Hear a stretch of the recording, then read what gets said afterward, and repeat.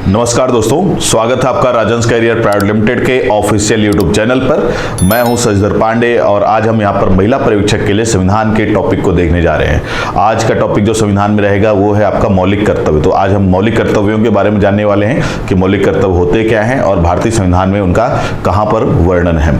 तो आइए जानते हैं मौलिक कर्तव्य होते क्या हैं। सबसे पहले उनके बारे में बात कर लेते हैं। तो मौलिक कर्तव्य जो है एक ऐसे कर्तव्य होते हैं जो भारत में रहने वाले नागरिकों को निभाना उनकी जिम्मेदारी मानी जाती है। तो सबसे पहले तो अगर हम बात करें सामान्य शब्दों में कि मौलिक कर्तव्य का सामान्य अर्थ क्या है, तो मौलिक कर्तव्य ऐसे कर्तव्य हैं जो भारत में रहने वाले प्रत्येक नागरिक की ये उनकी जिम्मेदारी है, ये उनको निभाना ही चाहिए, वो उनको करना ही चाहिए। ये आप इसको सरल शब्दों में इस तरह से परिभाषित कर सकते हो।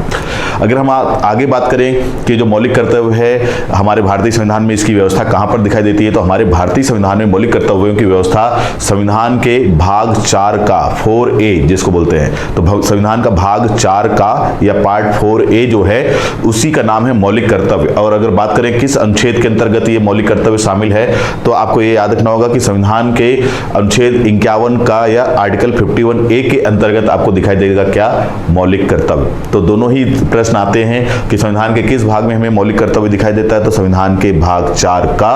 और किस अनुच्छेद के अंतर्गत ये दिखाई देता है मौलिक कर्तव्य, तो अनुच्छेद 51 का। दोनों ही आपको याद रखना होगा। अब इसके आगे की बातें भी जान लीजिए कि जो मौलिक कर्तव्य है क्या ये इस पे जुड़ा हुआ प्रश्न भी आता है कि क्या मौलिक कर्तव्यों की व्यवस्था हमारे भारतीय संविधान में प्रारंभ से थी, यानी कि जब हमारा संविधान 26 नवंबर 1949 को बन करके तैयार हुआ तो क्या उस समय मौलिक कर्तव्य हमारे संविधान का मूल हिस्सा थे। तो ये याद रखिएगा कि ये प्रश्न आता है और इस प्रश्न का उत्तर होता है नहीं। तो यहाँ पर आपको ये याद रखना है कि जब संविधान का निर्माण हुआ था 26 नवंबर 1949 को, तो मूल कर्तव्य या मौलिक कर्तव्य उसका हिस्सा नहीं हुआ करते थे। तो अब प्रश्न फिर अगला प्रश्न आता है कि इन्हें कब शामिल किया गया और किस प्रकार से शामिल किया गया। तो अगला जो महत्वपूर्ण है आपके लिए जानकारी के लिए कि मौलिक कर्तव्यों के लिए अब क्या हुआ कि सरकार, मतलब आपको पहले तो ये भी जान लेना चाहिए कि कैसे ये शामिल किए गए। तो सरकार ने क्या किया, एक समिति का गठन किया और उस समिति का नाम है सरदार स्वर्ण सिंह समिति। तो 1976 के पहले सरकार के द्वारा सरदार स्वर्ण सिंह के अध्यक्षता में एक समिति का गठन किया गया और उस समिति को ये जिम्मेदारी दी गई कि वो ये बताए कि क्या भारत में भारत के नागरिकों के लिए कोई कर्तव्य होने चाहिए, मौलिक कर्तव्य होने चाहिए कि नहीं होने चाहिए। और इस समिति ने अपनी रिपोर्ट में प्रस्तुत किया, रिपोर्ट प्रस्तुत की सरकार को, और रिपोर्ट के अंतर्गत सरकार को इस समिति ने बताया कि हाँ, भारत के नागरिकों के लिए मूल कर्तव्य या मौलिक कर्तव्य होने चाहिए। अब यहाँ पर थोड़ा सा आपको ये भी ध्यान रखना होगा कि हमारे संविधान में भाग 3 के अंतर्गत मौलिक अधिकार या मूल अधिकार दिए गए हैं और मूल अधिकार जो है वो भारत के नागरिकों का अधिकार है और भारत के नागरिक उनको सरकारी संस्थाओं से प्राप्त कर सकते हैं, यानी कि किसी से भी मूल अधिकार प्राप्त कर सकते हैं। और इसके अंतर्गत आपको ये भी पता होना चाहिए कि मौलिक अधिकारों का अगर आपका उल्लंघन होता है, अगर भारत के किसी भी नागरिक का मौलिक अधिकार छीना जाता है या उसके मौलिक अधिकारों का उल्लंघन होता है, तो वो अपने मौलिक अधिकारों की प्राप्ति के लिए न्यायालय की शरण में जा सकता है। तो ये मौलिक अधिकार वाला जो टॉपिक है आपको मिलेगा, उसके अंतर्गत हमको दिखाई देता है कि वो अधिकार नागरिकों के लिए है और अगर वो अधिकार उनको नहीं मिलता है तो वो सरकार से उसको छीन सकते हैं या न्यायालय के माध्यम से उसको प्राप्त कर सकते हैं। वहीं जो कर्तव्य हैं वो भारत के नागरिकों के लिए जिम्मेदारी है, मतलब जहां मौलिक अधिकार नागरिक मांग सकता है सरकार से, वहीं पर सरकार भी ये चाहती है कि भारत में रहने वाला जो नागरिक है वो अपनी कुछ जिम्मेदारियां या कुछ कर्तव्य निभाए। क्योंकि एक व्यक्ति जब अपने परिवार में रहता है तो वो अपने अधिकार प्राप्त करता है, तो उसे अपने कुछ कर्तव्य और कुछ जिम्मेदारियों का भी निर्वहन करना पड़ता है। उसी प्रकार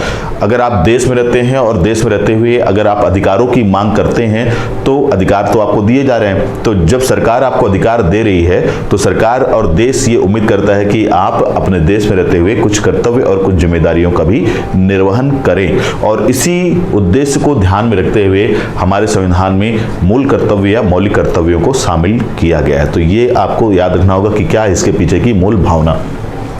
अगर हम बात करें कि ये जो मौलिक कर्तव्य का जो विचार है ये कहाँ से लिया गया, ये भी प्रश्न आपको आता है।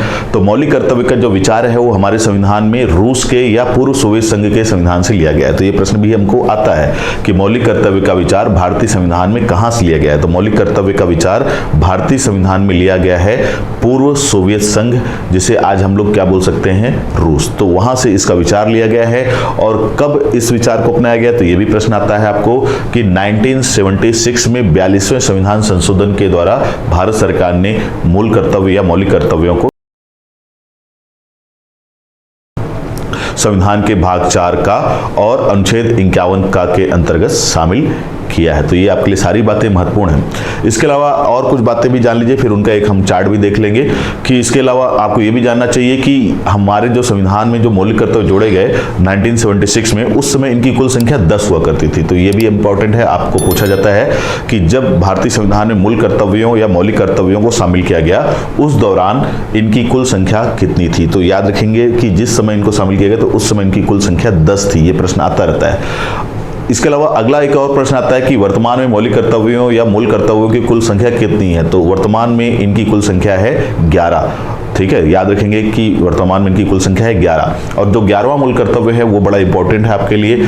उसके तहत ये बोला गया है कि 6 से 14 वर्ष के प्रत्येक बच्चे के माता पिता या अभिभावक का ये कर्तव्य होगा कि वो अपने बच्चों को क्या करेंगे, उनके लिए शिक्षा का उपबंध करेंगे, मतलब उसके लिए वो शिक्षा उपलब्ध कराएंगे। तो वर्तमान में जो 11वें नंबर का मौलिक कर्तव्य है वो भी इंपॉर्टेंट है, उसके बारे में प्रश्न आता रहता है। सामान्यतः जो 11 के 11 मूल कर्तव्य हैं उनसे डायरेक्ट प्रश्न नहीं बनते देखे गए हैं, लेकिन फिर भी आजकल प्रश्न बन जाते हैं। इसलिए 11 के 11 मूल कर्तव्य थोड़ा सा आपको पता होना चाहिए, अंदाजा होना चाहिए। तो वहीं पर जो 11वें नंबर का मूल कर्तव्य है वो विशेष रूप से महत्वपूर्ण हो जाता है। उसके पर एक आध दो बार प्रश्न आ भी चुके हैं कि क्या कहता है 11वां मौलिक कर्तव्य। तो 11वें नंबर का मौलिक कर्तव्य ये कहता है कि 6 साल से 14 साल के 6 वर्ष से लेकर के 14 वर्ष के प्रत्येक बच्चे के माता पिता या अभिभावक, उनका ये कर्तव्य या जिम्मेदारी है कि वे अपने उस बच्चे को अनिवार्य रूप से कहाँ भेजें, स्कूल भेजें, शिक्षा में दिलाएं। तो ये उनका कर्तव्य है। और ये ध्यान रखिएगा कि अगर कोई भारतीय नागरिक जो है अपने मौलिक कर्तव्यों का पालन नहीं करता है तो सरकार उसको न्यायालय तक नहीं ले जा सकती, यानी कि सरकार उसके विरुद्ध कोई न्यायालयीन प्रक्रिया प्रारंभ नहीं कर सकती। तो ये दंडनीय नहीं है। अगर भारत का कोई नागरिक अपने मौलिक कर्तव्यों का पालन नहीं करता है या उनका उल्लंघन करता हुआ पाया जाता है तो सरकार उसको न्यायालय के माध्यम से दंडित नहीं कर सकती। तो ये हमारे संविधान की एक बहुत ही शानदार विशेषता हमको दिखाई देती है। तो ये जो सारी बातें, जो सारांश मैंने यहाँ पे समझाया है, उनको थोड़ा सा हम देख भी लेते हैं ताकि आपके दिमाग में वो सारी बातें रहें। तो आप देख लें कि हम बात कर रहे हैं किस टॉपिक की। तो हम बात कर रहे हैं मौलिक कर्तव्यों की। और ये जो मौलिक कर्तव्य है इनको क्या बोला जाता है इंग्लिश में, तो ये भी आपको पता होना चाहिए। इनको इंग्लिश में बोला जाता है फंडामेंटल ड्यूटीज। क्या बोला जाता है? Fundamental duties. तो ये थोड़ा ध्यान रखेंगे कि मौलिक कर्तव्य, जिनको इंग्लिश में क्या बोला गया है, फंडामेंटल ड्यूटीज, भारतीय संविधान के किस भाग में है? तो भाग, या इंग्लिश में आप इसको क्या बोल सकते हैं, पार्ट, दोनों ही याद रखेंगे। तो भाग 4 का के अंतर्गत जो है आपको क्या दिखाई देता है? मौलिक कर्तव्य। तो संविधान का भाग 4 का जिसका नाम है मौलिक कर्तव्य। इसी के अलावा मैंने एक बात और बोला था कि कौन सा अनुच्छेद है, तो ये भी इंपॉर्टेंट है आपके लिए कि संविधान का अनुच्छेद, ध्यान रखेंगे, अनुच्छेद नंबर है 51A या 51 का। तो दोनों ही आर्टिकल, ये दोनों ही चीजें, मतलब भाग कौन सा वो इंपॉर्टेंट है, कौन सा अनुच्छेद है वो इंपॉर्टेंट है, आपको ध्यान रखना होगा। फिर बात करते हैं, जो मैंने आपको बताया कि हमारे भारतीय संविधान में ये प्रारंभ से शामिल नहीं था, इसको बाद में शामिल किया गया है। तो कब शामिल किया गया है? तो याद रखेंगे 42वें संविधान संशोधन। कौन से नंबर का? तो 42वें नंबर का जो संविधान संशोधन हुआ था ये हुआ था 1976 में। और इस संविधान संशोधन के द्वारा संविधान में क्या जोड़ा गया? मौलिक कर्तव्य। तो ये इंपॉर्टेंट है, थोड़ा ध्यान रखेंगे आप लोग। इसके बाद अगर बात करें कि जब 42वें संविधान संशोधन 1976 के द्वारा भारतीय संविधान में मौलिक कर्तव्यों को शामिल किया गया तो उस समय कितने मौलिक कर्तव्य थे? तो उस समय कुल 10 मौलिक कर्तव्य थे। कितने? 10 मौलिक कर्तव्य। इसके अलावा मैंने जैसा बताया, आपको ये सारी बातें याद होनी चाहिए, ये सारे चीज़ें, ये सारे फैक्ट आपको ध्यान लिख लेना है अपनी कॉपी में। इसके अलावा आपको और जो ध्यान रखना है कि जो मैंने बताया था किस समिति की सिफारिश पर, तो उस समिति का नाम है सरदार स्वर्ण सिंह समिति। सरदार स्वर्ण सिंह जो समिति है, उसी समिति ने ये बोला था कि भारत में क्या होने चाहिए?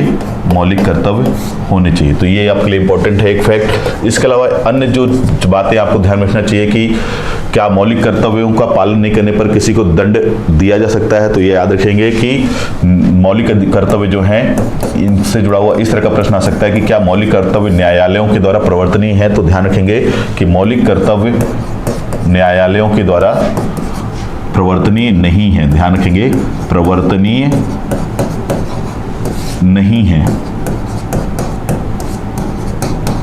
तो ये ध्यान रखेंगे, प्रश्न आएगा क्या मौलिक कर्तव्य न्यायालयों के द्वारा प्रवर्तनीय हैं, तो आंसर होगा प्रवर्तनीय नहीं है। प्रवर्तनीय नहीं है का मतलब न्यायालयों के द्वारा लागू नहीं करवाए जा सकते। मतलब अगर मैं अपने मौलिक कर्तव्यों का पालन नहीं कर रहा हूं तो न्यायालय इसके लिए मुझे बाध्य नहीं कर सकता, ये आपको पता होना चाहिए। तो ये आपके लिए इंपॉर्टेंट चीजें हैं। फिर अगला एक इंपॉर्टेंट फैक्ट जो मैंने आपको बताया, मौलिक कर्तव्य से जुड़ा प्रश्न जो आता है कि प्रारंभ में कुल 10 मौलिक कर्तव्य थे, वर्तमान में कितने हो गए हैं, 11।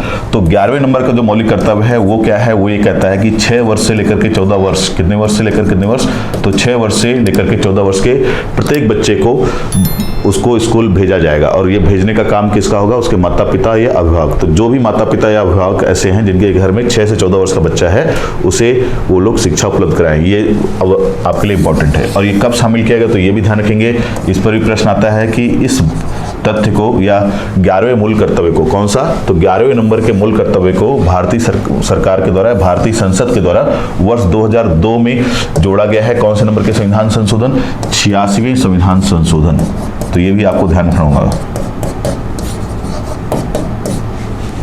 ठीक, तो ये भी प्रश्न आता है कि जो 11वें नंबर का मौलिक कर्तव्य है जिसके बारे में मैं बात कर चुका हूं, कब जोड़ा गया है, तो वर्ष 2002 में। कौन से नंबर के संविधान संशोधन, तो 86वें संशोधन के द्वारा, 86वें नंबर का जो संविधान संशोधन है उसके द्वारा 11वें मूल कर्तव्य को जोड़ा गया है। तो ये सारी बातें बड़ी महत्वपूर्ण हैं। इसके अलावा अगर मैं बात करूं कि वो 11 के 11 मूल कर्तव्य क्या हैं, तो इनमें से कुछ जो बातें आपको याद रखना चाहिए, सीधे तौर पर आपके लिए याद करना थोड़ा मुश्किल हो सकता है, लेकिन अगर हम बात करें कि क्या क्या मूल कर्तव्य हमारे संविधान में दिखाई देते हैं, तो उनमें से कुछ, जैसे कि एक दिखाई देता है कि प्रत्येक भारतीय नागरिक का ये कर्तव्य है कि वो अपने स्वतंत्रता संग्राम सेनानियों का क्या करे, सम्मान करे। यानी कि जिन लोगों की मदद से, जिन लोगों के कार्यों से हमें आज़ादी मिली है, स्वतंत्रता मिली है, उनके द्वारा किए गए कार्यों का क्या करें, हम सम्मान करें। तो ये हमारा मौलिक कर्तव्य है कि हम अपने स्वतंत्रता संग्राम सेनानियों का सम्मान करें। ठीक है, अगर आप ऐसा नहीं करते हैं तो कोई अपराध नहीं है, लेकिन करना चाहिए, ये हमारा देश, ये हमारा संविधान आपसे उम्मीद करता है। इसके अलावा और क्या मौलिक कर्तव्य दिखाई देता है, तो इसके अलावा और ये मौलिक कर्तव्य दिखाई देता है कि भारत में रहने वाले लोगों को आपस में भाईचारे का विकास करना चाहिए, समान भ्रातृत्व की भावना का विकास करना चाहिए, किसी भी तरह की ऐसी कोई बात का प्रचार नहीं करना चाहिए जिससे भारत का क्या हो, नुकसान हो, या भारत की जो एकता है उसमें कोई संकट पैदा हो। तो ये भी भारत के लोगों की मौलिक कर्तव्यों के अंतर्गत है। इसके अलावा और क्या मौलिक कर्तव्य दिखाई देते हैं हमारे, तो इसके अलावा ये भी मौलिक कर्तव्य हमको दिखाई देता है कि प्रकृति का हम क्या करें, संरक्षण करें, प्रकृति जो चीजें हमें दी हैं उन चीजों को हम बचाएं। तो ये भी आपका एक मौलिक कर्तव्य है। इसके अलावा और क्या मौलिक कर्तव्य दिखाई देते हैं, तो इसमें हमको ये भी दिखाई देता है कि जो हमारे ऐतिहासिक स्थल हैं, जो इस हमारे संस्कृति की जो पहचान है, उनका मतलब जो भी हमारे पूर्वजों ने ऐसी धरोहर बना के रखी है, जो छोड़ के गए हैं, उनको हम लोग बचाएं, उनका हम संरक्षण करें। इसके अलावा एक अन्य मौलिक कर्तव्य क्या दिखाई देता है, वो ये दिखाई देता है कि जो हमारी भारतीय संस्कृति और परंपरा है, हम उसका भी सम्मान करें, हम उसका भी आदर करें। इसके अलावा एक अन्य मौलिक कर्तव्य हमको ये दिखाई देता है कि हम अपने अंदर वैज्ञानिक प्रवृत्ति का विकास करें, मतलब हम जो सोचते हैं, हम जो जीवन जीते हैं, उसमें विज्ञान के आधार पर, तर्क के आधार पर जीवन जिए, अंधविश्वास की भावना को हम दूर रखें। तो इस तरह से जो मैंने यहाँ पे चर्चा की है, ये सारी बातें जो हैं वो हमारे मौलिक कर्तव्यों के अंतर्गत दिखाई देती हैं, और अगर आप इनको एक बार पढ़ेंगे तो आपके दिमाग में वो बातें रहेंगी।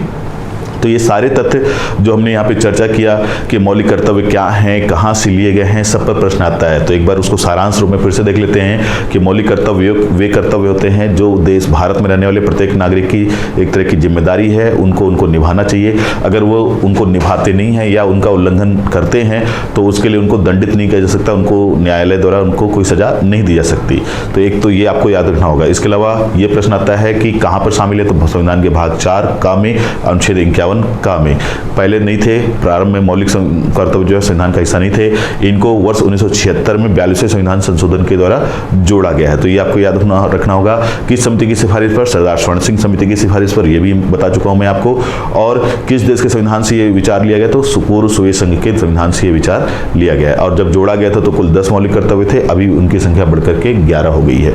तो ये सारे जो तथ्य हैं वो मौलिक कर्तव्य से जुड़े हुए हैं, और इन पर कभी न कभी किसी न किसी प्रकार के प्रश्न आते रहे या आ चुके हैं। तो संभावना है कि आपकी आगामी जो महिला परीक्षा की परीक्षा है उसमें भी इससे प्रश्न बन सकते हैं, तो ध्यान रखेंगे।